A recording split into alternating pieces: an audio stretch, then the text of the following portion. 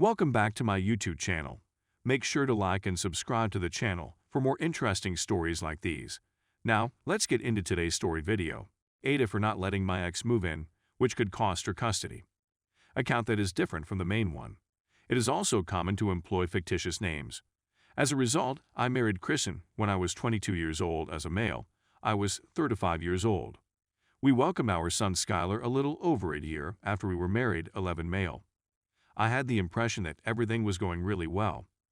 During the day, Kristen was at home with Skylar while I was at work. Things were tight, but I was able to buy us a home and provide us with a fair level of life despite the circumstances. I was just getting started in information technology, so the money was coming in. All I had to do was sit back and wait. So I come home one day to find that half of my things, as well as Skylar and Kristen, have vanished. Make a mental note to yourself on the counter. Kristen revealed her displeasure with our way of life in a recent conversation. That she wanted to be anything other than mediocre, and to have a pleasant life was evident in her words. She'd been seeing someone else and was ready to move in with him when she discovered her mistake. In addition, I needed to retain the services of an attorney. During our difficult divorce, we are given joint custody of our children. As a result, I remarried Alana, who is now my current wife, a few years later. She's fantastic, and she's one of the most encouraging people I've ever encountered. We are the parents of a single kid. I started my own information technology consulting company around 5 years ago, and it has developed fast. Making a nice life for myself, my wife, Skylar, and Gwen is my top priority. My ex-husband has been in a number of relationships and is not remarried.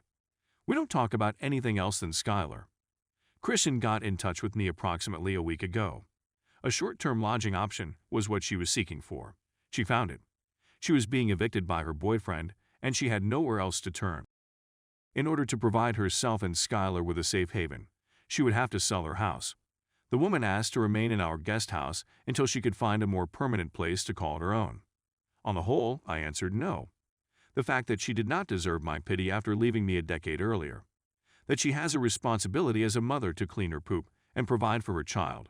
And if she couldn't afford a safe place to live, she wouldn't be able to afford one if she couldn't afford a secure one. After that, I wanted to look through the custody agreement one more time. Why? Because I do not want Skylar to be forced to live in an unsafe environment or with a dangerous individual. I told her, though, that I would check with my wife and get back to her as soon as possible. However, my wife despises Kristen, and she does not want Skylar to hold it against us in the event that anything happens to his mother. She, on the other hand, does not want my ex-husband to reside here, and she would want to renegotiate the custody agreement. Skylar's balance will be improved as a result of this. As a result, we decided that now was the best moment to pursue sole custody. My mother has asked me to consider the message this sends to our child as a result of this. When I mentioned the letter on my counter from 10 years ago, my father told me to take into consideration what is best for my child in the long run. Ada? Edit, because some people have asked. Yes, Skylar loves his mom.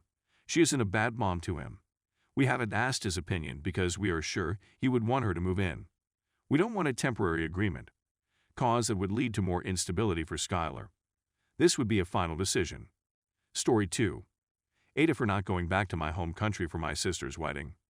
I, 28, arrived to Canada 7 years ago, married when I was 21, and my spouse was already residing there when we married.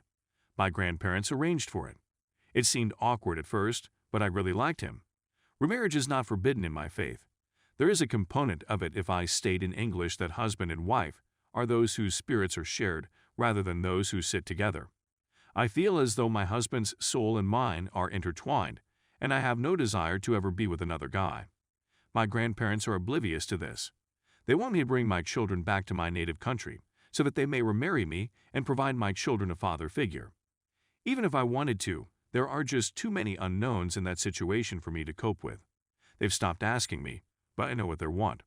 My sister, 24, is getting married in June, and she really wants me to be there. I'd be lying if I claimed I didn't want to go. I know from the way my grandparents were talking that if I go, they'll attempt to get me married as well. It's not a case where I'd wind up being married, but I don't want to put up with the harassment and expose my children to the concept that they may receive a father because their father loved them. When I informed my sister that I wouldn't be able to attend, she was furious.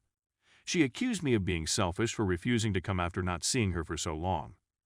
I mentioned how rude our grandparents are, but she insisted I should put up with it for a month for her sake. Maybe she's correct, and I'm just being a jerk since we were so close before I left. My spouse, as well as my parents, have died. Update. After reading everyone's comments, I became concerned that my grandparents were intending to force me to marry. So I contacted my brother and informed him about my concerns. He contacted my sister and confessed to me that he duped her into divulging our grandparents' plots.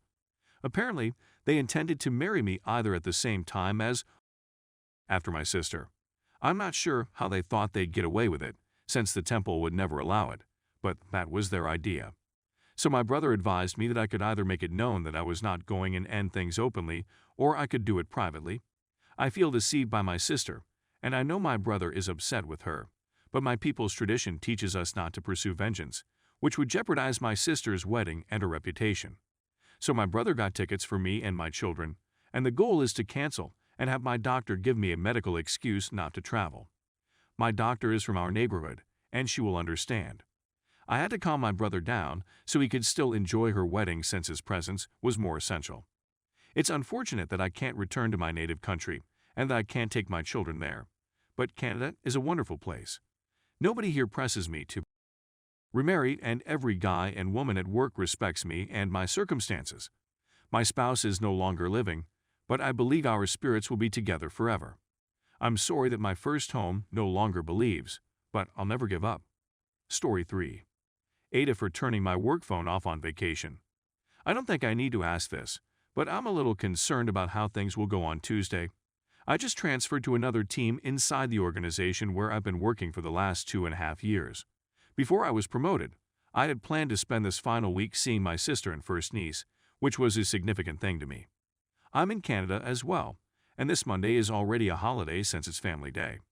The new staff was also notified, although I could see my new boss was irritated by it. He even offered if I could reschedule, but I declined. I had to wait a month to see my niece since my sister is wary of guests, and I wanted to go assist her and her husband connect. My final day of work was on Monday, and I'm scheduled to return on Tuesday. When I arrived to the airport on Monday, I switched off my work phone. This week has been great, but also quite hectic, with my sister and tiny niece. Because of all the catching up, baby time, and resting, I haven't had much interest in checking my own phone. On Wednesday, I received a call from a number I didn't recognize, but I didn't think much of it. We're enjoying a relaxing day today, so I decided to check my work phone to see if I had any emails to start preparing for next week. I had 20 voicemails and hundreds of texts and emails. More than half of them were from my boss, requesting that I come in for meetings and explain why I wasn't approachable. When I checked my voicemail, he said he hoped there was a darn good story for why I was off the grid if I wanted to maintain my work. He even began the message with, "I'm very sorry you're in the hospital because that's the only reason I should have to track you down like this." In Slack, I received a few direct messages from employees I trust, requesting that I respond as soon as possible, since my absence was affecting them due to our boss's rage. I'm scared out since this is my first time not being in an entry-level role. Is it still the case that vacations are worked on? Did I make a mistake by turning off my work phone? Because tomorrow is a holiday for the whole company, I may not be able to correct things until Tuesday. Will I be fired? When I was in the previous area, days off meant days off, so I'm simply afraid I'll miss something and seem like a jerk to my supervisor and team. Edit. Oh my God. Hello, everyone.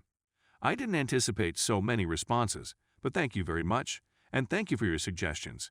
I'm turning off my phone tomorrow so I can enjoy my final day with my family without feeling rushed, but I'll go over all of these comments on my way home and pledge to post on Tuesday or Wednesday.